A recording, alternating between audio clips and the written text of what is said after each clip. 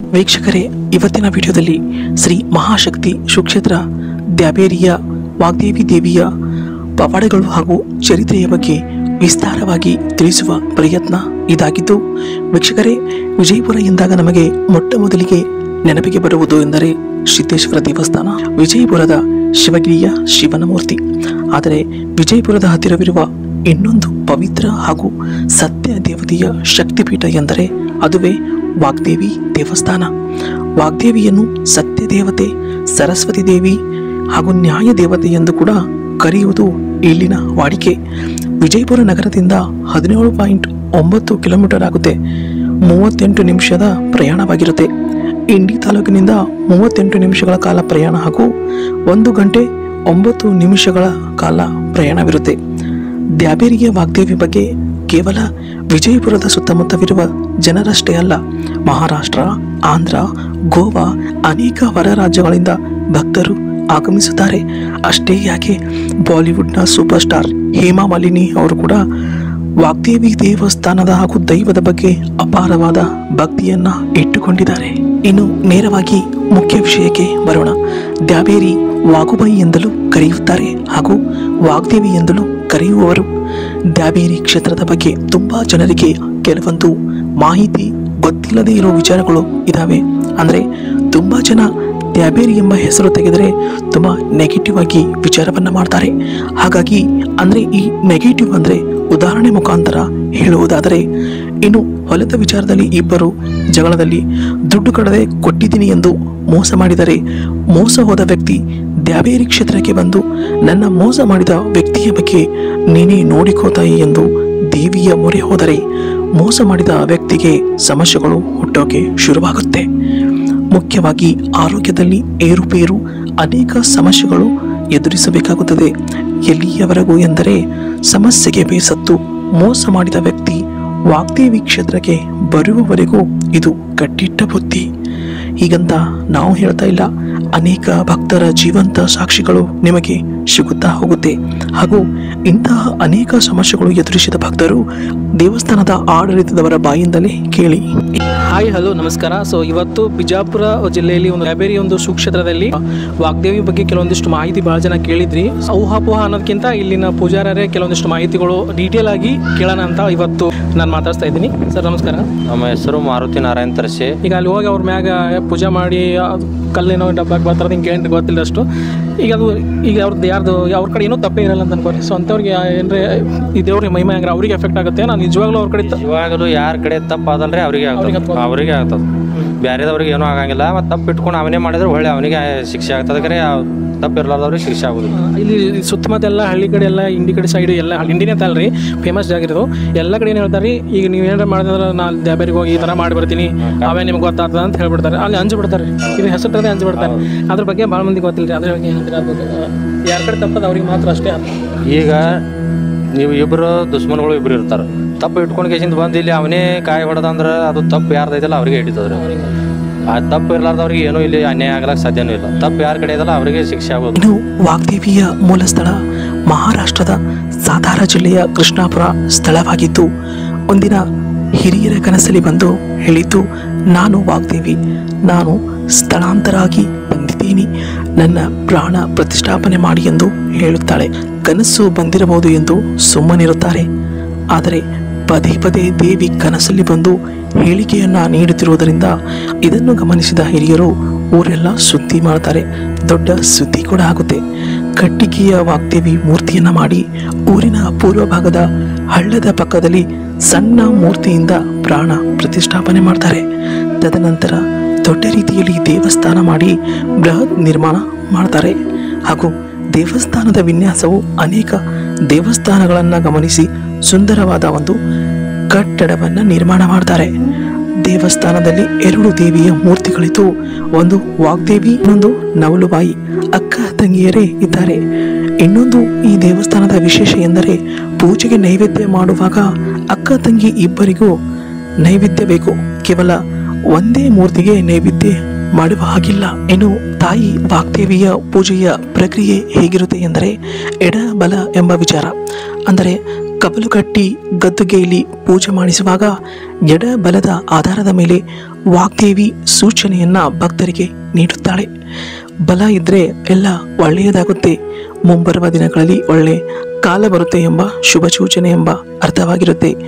ಇನ್ನು ಎಡ ತೋರಿಸಿದರೆ ಸ್ವಲ್ಪ ಸಮಯ ಕಾಯಬೇಕು, ಇನ್ನೂ ಸ್ವಲ್ಪ ಸಮಯ ಕೂಡಿ ಬರಬೇಕು ಎಂದು ಭಕ್ತಾದಿಗಳು ಕವಲು ಕಟ್ಟಿ ಪೂಜೆ ಮಾಡಿಸಿ ಭಕ್ತರು ಭವಿಷ್ಯ ಕೇಳುವುದು ಇಲ್ಲಿನ ಒಂದು ವಿಶೇಷ ವಾಡಿಕೆಯಾಗಿದೆ. ದೇವಸ್ಥಾನವು ಕಲ್ಲಿನಿಂದ ನಿರ್ಮಾಣವಾಗಿದೆ. ಸುಂದರವಾದ ನಿರ್ಮಾಣವನ್ನು ಮಾಡಲಾಗಿದೆ. ಗುಡ್ಡದಿಂದ ಬಂದಿರುವ ಕಲ್ಲುಗಳಿಂದ ಈ ಒಂದು ದೇವಸ್ಥಾನವನ್ನು ನಿರ್ಮಾಣ ಮಾಡಿದ್ದಾರೆ. ಇನ್ನು ದೇವಸ್ಥಾನದ ಹಿಂಭಾಗದಲ್ಲಿ ಒಂದು ಚಿಕ್ಕ ದೇವಸ್ಥಾನವಿದೆ. ಕಲ್ಲಿನ ಮೂರ್ತಿಯನ್ನು ನೀವು ಗಮನಿಸಿರಬಹುದು. ಈ ಗುಡಿಯಲ್ಲಿ ಕೇವಲ ಕಲ್ಲಿನಿಂದ ಮಾಡಲ್ಪಟ್ಟಿದ್ದರೂ ತುಂಬ ಪವರ್ಫುಲ್ ದೇವರ ಗುಡಿ ಇದು. ವಾಗ್ದೇವಿ ದೇವಸ್ಥಾನದ ಹಿಂದಿರುವ ಈ ದೈವವನ್ನು ಮಸುಬಾ ಎಂದು ಕೂಡ ಕರೆಯುತ್ತಾರೆ. ಮಸುಬಾ ದೇವರ ಇನ್ನೊಂದು ವಿಶೇಷ ಎಂದರೆ ಮಸುಬಾ ದೇವರು ವಾಗ್ದೇವಿ ಹಾಗೂ ನವಲುಬಾಯಿ ದೇವಿಯನ್ನ ಕಾಯುವ ಕಾಯಕ. ಮಸುಬಾ ದೇವರ ಇದೊಂದು ವಿಶೇಷ ಇಲ್ಲಿನ ಮಹಿಮೆಯಾಗಿದೆ. ಇನ್ನು ಈ ದೇವಸ್ಥಾನದ ಇನ್ನೊಂದು ವಿಶೇಷ ಅಂದರೆ ಮಸುಬಾ ದೇವರಿಗೆ ಮೊದಲು ತೃಪ್ತಿ ಮಾಡಿ ತದನಂತರ ಸಿಹಿ ನೈವೇದ್ಯ ವಾಗ್ದೇವಿ ಹಾಗೂ ನವಲುಬಾಯಿ ದೇವತೆಯರನ್ನ ನೈವೇದ್ಯ ಮಾಡಲಾಗುವುದು. ಇನ್ನೊಂದು ವಿಶೇಷ ಎಂದರೆ ಮಸುಬಾ ದೇವರನ್ನು ಮಾತ್ರ ಕುರಿ ಕೋಳಿ ಮಾಂಸದ ನೈವೇದ್ಯ ಬೆಳಗುವುದು ರೂಢಿಯಲ್ಲಿದೆ. ಗರ್ಭಗುಡಿಯ ದೇವರನ್ನು ಕೇವಲ ಸಸ್ಯಾಹಾರ ಹಾಗೂ ಸಿಹಿ ನೈವೇದ್ಯ ಮಾಡಲಾಗುವುದು. ಮಾಂಸದ ನೈವೇದ್ಯ ವಾಗ್ದೇವಿಗೆ ಸಲ್ಲದು. ಇನ್ನು ಹರಕೆಯ ವಿಧಾನ ದ್ಯಾಬೇರಿಯಲ್ಲಿ ಹೇಗಿರುತ್ತೆ ಅಂದರೆ ಭಕ್ತರ ಬೇಡಿಕೆಗಳು ಹರಕೆ ಬೇಡಿಕೊಂಡು ಸಿಡಿಗಾಯಿ ಒಡೆದು ಕೋಳಿ ಕೊಯ್ದು ರಕ್ತದ ಲೇಪನವನ್ನು ಮಸುಬಾಗೆ ಲೇಪಿಸಿ ಹರಕೆ ಹೊರುವುದು ವಾಡಿಕೆಯಲ್ಲಿದೆ. ಇನ್ನು ನೀವೆಲ್ಲ ಕೇಳಿರ್ತೀರ, ನಾನು ದ್ಯಾಬೇರಿಗೆ ಹೋಗಿ ಕಲ್ಲು ಉಲ್ಟಾ ಮಾಡಿ ಬೇಡಿಕೊಂಡು ಬರ್ತೀನಿ ಅಂತ. ಸಾಮಾನ್ಯವಾಗಿ ಜನಸಾಮಾನ್ಯರ ಬಾಯಲ್ಲಿ ಈ ಮಾತನ್ನು ಕೇಳಿರ್ತೀರ. ಆದರೆ ಒಂದು ಮಾತ್ರ ಕ್ಲಾರಿಫೈ ಮಾಡೋಕ್ಕೆ ಇಷ್ಟಪಡ್ತೀನಿ. ಅಲ್ಲಿನ ದೇವಸ್ಥಾನದ ಪೂಜಾರಿಯವರ ಹೇಳಿಕೆಯ ಪ್ರಕಾರ ಒಂದು ವೇಳೆ ನಿಮ್ಮ ಕಡೆ ತಪ್ಪು ಇಟ್ಟುಕೊಂಡು ಬೇರೆಯವರ ಮೇಲೆ ಅಪರಾಧ ಹೊರಿಸಿದರೆ ಆ ಶಕ್ತಿ ತಿರುಗಿ ನಿಮ್ಮನೆ ಕಾಡುವುದು. ಹಾಗೆ ನೀವು ಸುಖಾಸುಮ್ಮನೆ ಬೇರೆಯವರ ಮೇಲೆ ಆ ದೇವಸ್ಥಾನದಲ್ಲಿ ಬೇರೆಯವರ ಹೆಸರು ತಪ್ಪಿಲ್ಲದೆ ಸುಖಾಸುಮ್ಮನೆ ಬಳಸಿದರೆ ಅದು ನಿಮ್ಮನ್ನು ತಿರುಗಿ ಬೀಳುವುದು ಎಂದು ಇಲ್ಲಿನ ದೈವದ ಇನ್ನೊಂದು ಲೀಲೆ. ಸುಮ್ಮನೆ ದ್ಯಾಬೇರಿ ಹೋಗಿ ನಿಮ್ಮ ಹೆಸರ ಮೇಲೆ ಕಲ್ಲು ಪಲ್ಟಿ ಮಾಡಿ ಬರ್ತೀನಿ ಅಂತಾರೆ. ಆದರೆ ತಪ್ಪು ಯಾರ ಕಡೆ ಇರುತ್ತೋ ಅವರಿಗೆ ಮಾತ್ರ ಶಿಕ್ಷೆ ಕಟ್ಟಿಟ್ಟ ಬುತ್ತಿ. ಇನ್ನು ತಪ್ಪಿಸ್ಥರಿಗೆ ವಾಗ್ದೇವಿಯ ಶಿಕ್ಷೆ ಕಟ್ಟಿಟ್ಟ ಬುತ್ತಿ. ತಪ್ಪಿಸ್ಥಿತರು ಈ ಒಂದು ಕ್ಷೇತ್ರಕ್ಕೆ ತಾಯಿ ವಾಗ್ದೇವಿ ತನ್ನ ಸನ್ನಿಧಾನಕ್ಕೆ ಕರೆಸಿಯೇ ತೀರುತ್ತಾಳೆ ಎಂಬ ಇಲ್ಲಿನ ದೈವದ ಲೀಲೆ. ಕ್ಷಮಿಸು ತಾಯಿ ಎಂದು ಕ್ಷಮೆ ಕೋರಿ ತಾಯಿಯ ಭಂಡಾರ ಹಣೆಗೆ ಬಿದ್ದಾಗ ತಾಯಿ ಎಂದವರನ್ನು ಕ್ಷಮಿಸುವವಳು. ಇಲ್ಲಿನ ದೇವಸ್ಥಾನದ ಇನ್ನೊಂದು ವಿಶೇಷ ಅಂದರೆ ದೇವಿಯ ಶಕ್ತಿ ಹಾಗೂ ಭಕ್ತರು ಅನೇಕ ಇಂತಹ ಜೀವಂತ ಉದಾಹರಣೆಗಳನ್ನು ನಿಮಗೆ ಸಿಗುತ್ತಾ ಹೋಗುತ್ತೆ. ಕೋರ್ಟು ಕಚೇರಿ ಸುತ್ತಾಡಿ ಸಾಕಾಗಿ ಕೊನೆಗೆ ವಾಗ್ದೇವಿಯ ಮೊರೆ ಹೋಗಿ ಸಮಸ್ಯೆಗೆ ಪರಿಹಾರ ಕಂಡುಕೊಂಡಿರುವ ಭಕ್ತರ ಸಂಖ್ಯೆ ಅಪಾರ. ಬಂಗಾರ ಕಳ್ಳತನ, ಮೋಸದ ವ್ಯವಹಾರ, ಆಸ್ತಿ ವಿಚಾರ, ಮಾಟ ಮಂತ್ರ ಯಾವುದೇ ವಿಚಾರವಿದ್ರೂ ಸಮಸ್ಯೆಗೆ ಪರಿಹಾರ ಇಲ್ಲಿ ಕಟ್ಟಿಟ್ಟ ಬುತ್ತಿ ಎಂದು ಸಾವಿರಾರು ಭಕ್ತರ ಉದಾಹರಣೆಗಳು ನಿಮಗೆ ಇಲ್ಲಿ ಸಿಗುತ್ತಾ ಹೋಗುತ್ತೆ. ಮಾಟ ಮಂತ್ರವಿರಲಿ, ವಶೀಕರಣವಿರಲಿ, ನಿಮ್ಮನ್ನು ತುಂಬ ಸಮಸ್ಯೆಯಿಂದ ಬಳಲುತ್ತಿದ್ದರೆ ಯಾವುದೇ ಬೆಳವಣಿಗೆ ಜೀವನದಲ್ಲಿ ಆಗುತ್ತಿಲ್ಲ ಎಂದು ಅನಿಸಿದಾಗ ಸ್ವಚ್ಛ ಮನಸ್ಸಿನಿಂದ ಭಕ್ತಿಯಿಂದ ಒಮ್ಮೆ ಮಹಾಶಕ್ತಿ ಪೀಠ ಪವರ್ಫುಲ್ ದೇವಸ್ಥಾನ ವಾಗ್ದೇವಿ ಸನ್ನಿಧಾನಕ್ಕೆ ಒಮ್ಮೆ ಭೇಟಿ ನೀಡುವುದು ಮರೆಯಬೇಡಿ ಸ್ನೇಹಿತರೆ. ಇದಿಷ್ಟು ಮಹಾಶಕ್ತಿ ವಾಗ್ದೇವಿಯ ಮಹಾಚರಿತ್ರೆಯಾಗಿತ್ತು. ಸೊ ವಾಗ್ದೇವಿ ದೇವಸ್ಥಾನದ ಆಡಳಿತದಲ್ಲಿ ಪೂಜಾರಿ ಅವರು ಮಾರುತಿ ತರ್ಸಿ ಅವರು ನಮ್ಮ ಜೊತೆ ಕೆಲವೊಂದಿಷ್ಟು ಭಕ್ತಾದಿಗಳ ಜೀವಂತ ಉದಾಹರಣೆಗಳು ಸುಮ್ಮನೆ ಸಾವಿರಾರು ಇದಾವೆ. ಅದರಲ್ಲಿ ಸುಮ್ಮನೆ ಒಂದೆರಡು ಘಟನೆ ಏನಾಗಿತ್ತು, 6 ವರ್ಷಗಟ್ಲೆ ಒಟ್ಟೆ ರೋಡ್ ಆಗ್ಲಾಗ ರೆಡಿ ಇದ್ದಿಲ್ಲ. ಬಂದಂತ ಭಕ್ತಾದಿಗಳು ಬರೋ ಅಲ್ಲಿ ಅಲಿಬದಿ ಚಾಲು ಆಯ್ತು ಅಂದ್ರೆ ಬರುತ್ತಾನ ಇಲ್ಲಿ ಯಾರು ಅದಾರಪ್ಪ ಏನದಾರಪ್ಪ ಯಾರು ಶಾಸಕರು ಹಿಂಗೆ ಬೈಕೋತೆ ಬರ್ತಿದ್ರು. ಇಟ್ಟಿಟ್ಟಾಗ ಗೆದ್ದುರಿ ಸರ್ 3-4 ಸಲ ಮೊನ್ನೆ ದೇವಾನಂದ್ ಚವಾನ್ ಅವರು ಮಾಜಿ ಶಾಸಕರು ಅವ್ರ ಫಂಡ್ನಲ್ಲಿ 4 ಸಲ ಸ್ಯಾಂಕ್ಷನ್ ಮಾಡಿದ್ರು. ಸರ್ಕಾರ ಬೇರೆದವ್ರದಿತ್ತು.